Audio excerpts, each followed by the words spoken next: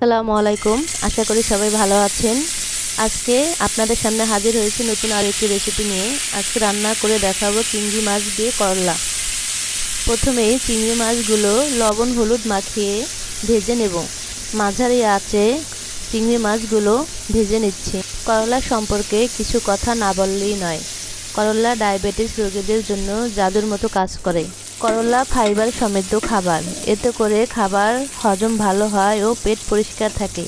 সেই সাথে অ্যাসিডিটির সমস্যাও কমায়। মাছগুলো একটি বাটিতে তুলে নিচ্ছি। এই রান্নায় আমি বাটা মশলা ব্যবহার করব।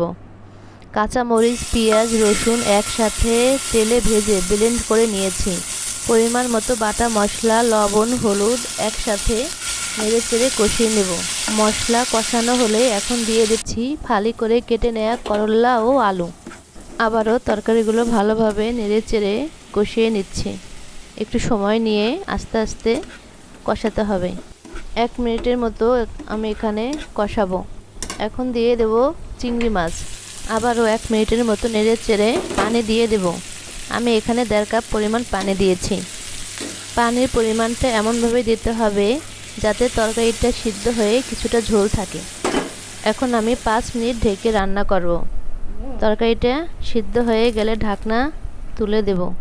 এই রান্নায় আমি কোনো জিরা আদা বা শুকনো মরিচ ব্যবহার করি নাই। স্বাস্থ্যসম্মত উপায়ে রান্না করার চেষ্টা করেছি। আরও 2 মিনিট জাল করে চুলা থেকে নামিয়ে নেব। করল্লায় ভিটামিন ও মিনারেল থাকায় ত্বক ভালো রাখে। করল্লার রস মধুর সাথে মিশিয়ে খেলে অ্যাজমা ব্রঙ্কাইটিস ও গলার প্রদাহে উপকার করে। আজকের রেসিপি আপনাদের কেমন লেগেছে কমেন্ট করে জানাবেন। সবাই ভালো থাকবেন। আল্লাহ হাফেজ।